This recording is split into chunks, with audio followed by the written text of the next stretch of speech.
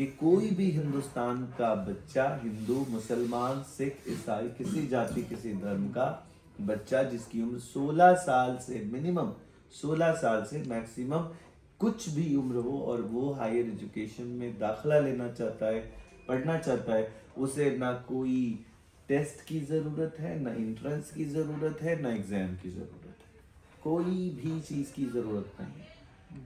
3 courses में, technical, paramedic and management. अब लोगों ने ये तैयारी के नाम पर जो बड़ा एक जाल, मकर जाल बनाया है, इससे कोटा को फायदा हो सकता है, इससे किसी प्राइवेट लिमिटेड कंपनी के कोचिंग माफिया को फायदा हो सकता है।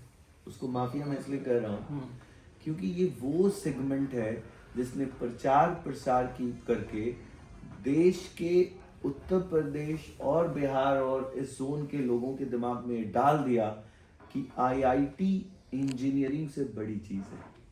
तैयारी को इतना बड़ा कर दिया कि बच्चा हायर एजुकेशन में जाने से पहले ये समझता है कि कोई टेस्ट देना जरूरी है, जबकि ऐसा बिल्कुल नहीं है। बहुत लिमिटेड 10 से 12 हजार टेक्निकल कोर्सेज में एग्जाम्स देना जरूरी है, जबकि सीटों की संख्या 1.25 लाख से भी ज्यादा है। 1,06,710 मेडिकल सीटों पर इंट्रेंस जरूरी है।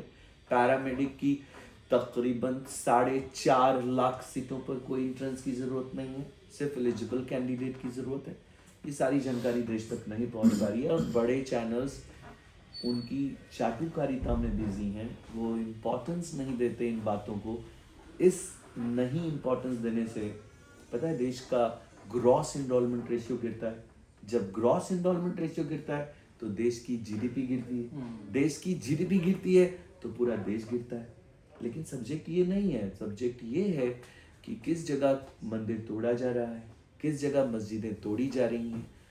ना मंदिर, ना मस्जिद, ना कोई गुरुद्वारा देश के इस बात से ज़्यादा इम्पोर्टेंट है कि देश में शिक्षित आवाम, शिक्षित लोग इंसानियत को बचाने में काम करें।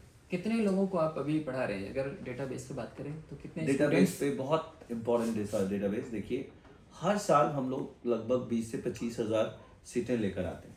20 से 25 हजार ये 316 इंस्टीट्यूशन सारे पैरामेडिकल के होते हैं? नहीं, ये टेक्निकल, पैरामेडिक एंड मैनेजमेंट में 122 कोर्सेज के लिए होते हैं, लेकिन हम लोग उतने बच्चों तक रीच नहीं कर पाए। लेकिन तरक्की किए, हम लोगों ने 25 सीटों से शुरू किया था।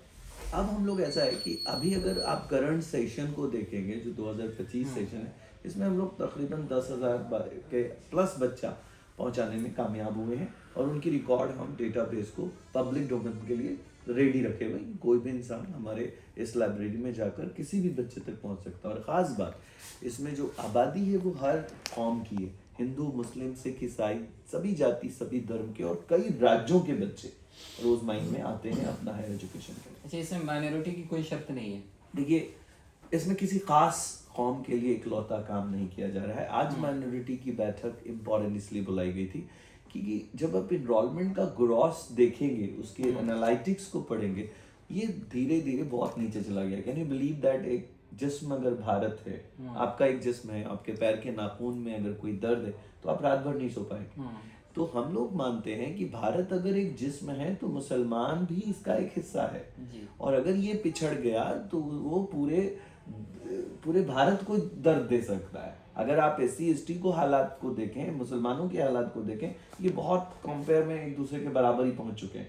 तो अगर आप इतनी बड़ी आबादी को आप जाहिल रख देंगे तो ये देश के लिए अच्छा नहीं है। इसलिए आज हम लोगों ने 0.91% के आसपास रेशियो को 91%, 0.91%, लगभग 1% के आसपास टेक्निकल, पैरामेडिकल, मैनेजमेंट में जब हम लोग इनरोलमेंट रेशियो को देख रहे हैं, हम लोग चिंता जता रहे हैं। और इसी पर आज हम लोग ने काफ़ी दानिश्वरों की बैठक बुलाई और उनसे अपील किया कि प्लीज़ आप लोग इसमें इंटेंशनली काम कीजिए, वरना बहुत बड़ी आबादी जाएगी। आपने कहा कि 18 साल से हम काम कर रहे हैं और बिहार में खास तौर से एजुकेशन आप देखें लेवल के कितना नीचे गिरता जा रहा है, खास के मुसलमानों में, तो उसमें आपने कितना इफेक्ट डाला और आगे आपका क्या प्लान रहेगा? किस तरीके से इफेक्ट डालना चाहेंगे और उसके रेशियो को आगे बढ़ाना चाहिए? देखिए, आपको बता दूं कि पूरे भारत में बिहार मात्र एक ऐसा प्रदेश है जिसको इस सरकार ने बड़े कामयाबी तरीके से ग्रॉस एनरोलमेंट रेशियो को उठाया है। लेकिन उसमें जो पार्टिसिपेशन है वो क्रेडिट कार्ड योजना की तरफ से है।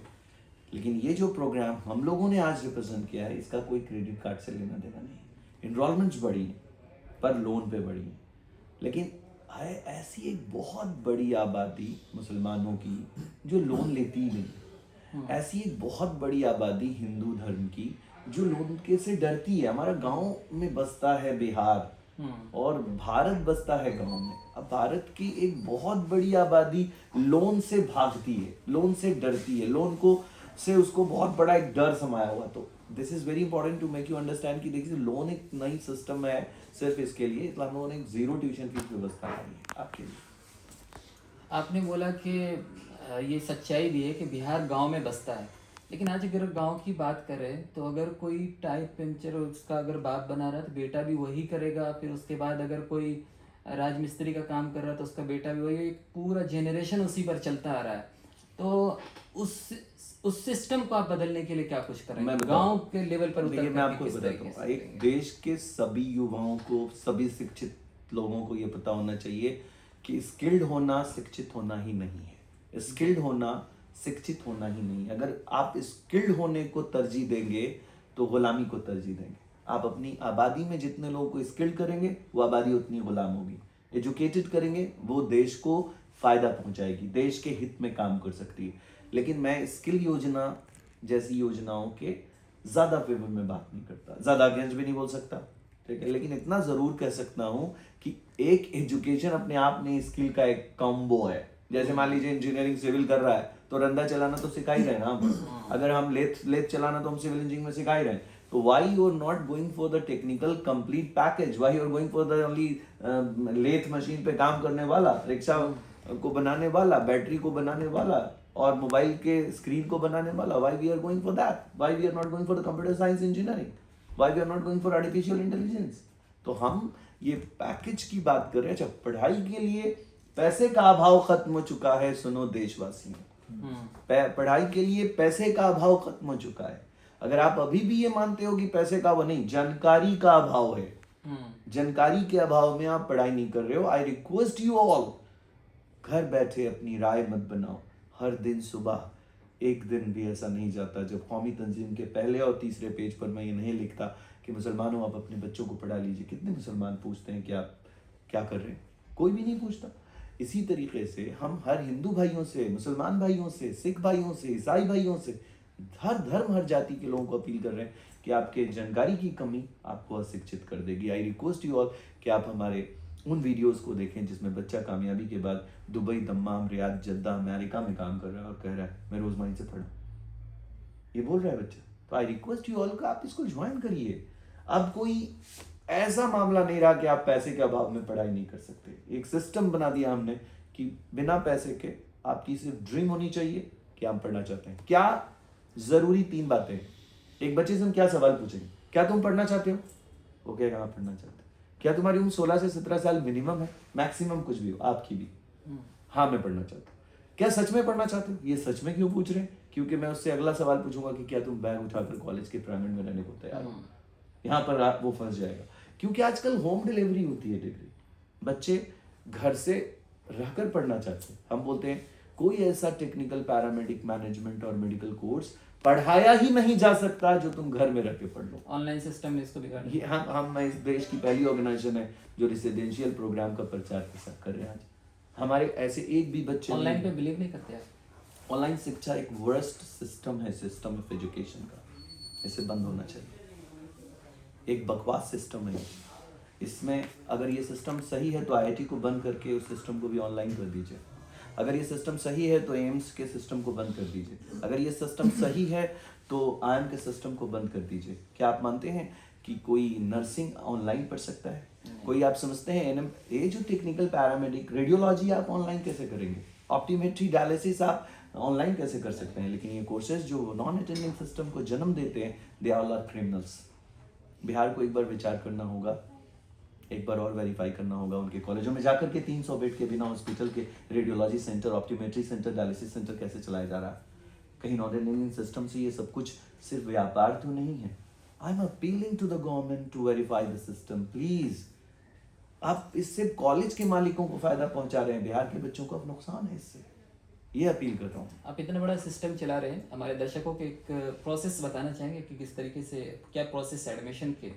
बहुत आसान, शादी की तरह। आप शादी करना चाहते हैं, हाँ, 18 साल उम्र है, हाँ, आपके मम्मी पापा और उस लड़की के मम्मी पापा तैयार हैं, शादी हो जाएगी। कॉम्प्लिकेशंस घोड़ी में है, कॉम्प्लिकेशंस सेहरे में है, कॉम्प्लिकेशंस बारात में, कॉम्प्लिकेशंस दारू बांटने में।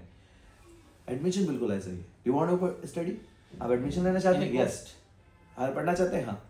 आपकी उम्र 16-17 साल है? हाँ, हम बिना पैसे के आपको पढ़ाएंगे, आप अपना बैग उठा के कॉलेज चलने को तैयार हो जाए। ये रस्मों से बचकर, तैयारी के नाम पर रुक जाना, आपका इंग्लिश कमजोर होना, आपका मैथ कमजोर होना, आपका बायो कमजोर होना, why the hell you are planning for this at your home? जो कमजोर है उसी के लिए तो कॉलेज खोला है। हाउ ना, अमेरिका के बच्चे 10वीं के बाद कॉलेज देखते हैं, स्कूल भी बहुत लेट सिस्टम से जुड़ते हैं उनका, वो प्रैक्टिकल अप्रोच से चीज़ों को सीखते हैं। हम भी सिखाएंगे उसी अप्रोच से, जैसे हमारी AICTE ने बनाया, all India council of technical education ने बनाया, इंडियन नर्सिंग काउंसिल ने बनाया, फार्मेसी काउंसिल ने बनाया। ये काउंसिल बनी ही इसी डिजाइन पर है।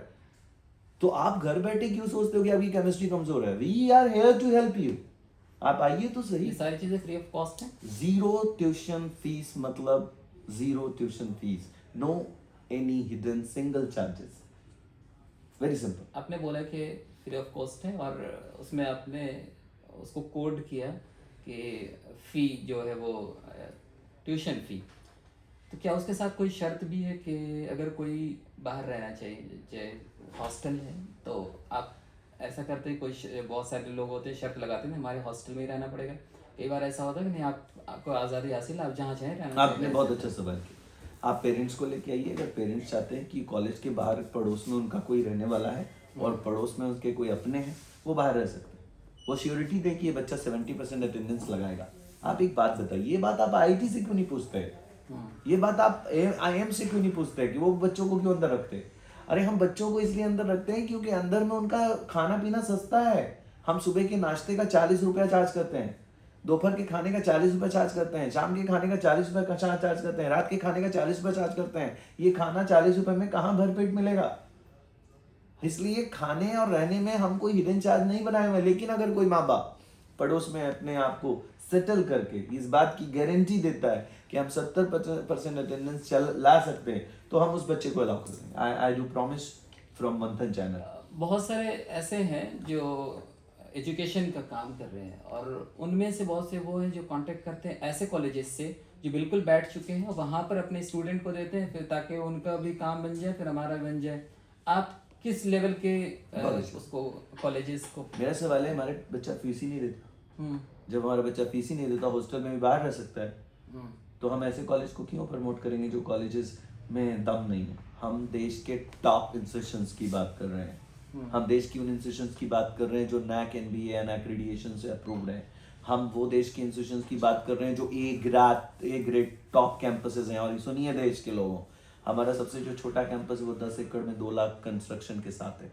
सबसे छोटा कैंपस 10 एकड़ में, सबसे छोटा कैंपस। हमारा बड़ा 117-118 एकड़ में ऐसे इंस्टीट्यूशंस हैं जिनके 20-20 हजार करोड़ की कंपनीज हैं। उन कॉलेजों का नाम भी बता रहा हूँ मैं। मेरे पास है, आपको एक कॉलेज है हिसार में, आपको एक कॉलेज है हमारे पास हरियाणा में बहल के अंदर, और NBA का एक्रेडिटेशन कॉलेज है हमारे पास पंजाब में। NAC A++ इंस्टीट्यूशन है गुलजार ग्रुप ऑफ इंस्टीट्यूशन। हमारे पास हम इंस्टीट्यूशन है BGGI भाई गुरदास ग्रुप ऑफ इंस्टीट्यूशन जो NBA एक्रेडिटेशन है। हम उन इंस्टीट्यूशंस की बात कर रहे हैं। छोटे कॉलेजेस हमारी ऑफिस में घुसने से पहले ही डर जाते हैं क्योंकि हम उनसे बात पूछेंगे। कई बार आरोप लगाते हैं इस तरीके के जो बहुत सारे काम कर रहे हैं, आपके बारे में तो पूरी इस तरीके से नहीं पता, इसीलिए मैंने आपसे डायरेक्ट पूछना चाहा। अच्छा कि आपने पूछ लिया। हमारे बारे में सिर्फ वही गलत राय पैदा कर रहे हैं जिनकी दुकानें हमारी वजह से खतरे में है। अगर सभी को पता चल गया कि एडमिशन के लिए कोई टेस्ट जरूरी नहीं है, तो कोचिंग खतरे में आ सकता है। अगर सभी को पता चल गया क्वालिटी एजुकेशन सिर्फ अटेंडिंग सिस्टम से लाया जा सकता है, तो प्राइवेट यूनिवर्सिटीज़ की दुकानें बंद हो सकती हैं। इसीलिए वो लोग घबरा रहे हैं। हम वायरल इसलिए नहीं है क्योंकि हम चाहत फतेह अली खान नहीं, हम सच्ची योजना लेके आए हैं, इसलिए शायद वो घबरा रहे हैं।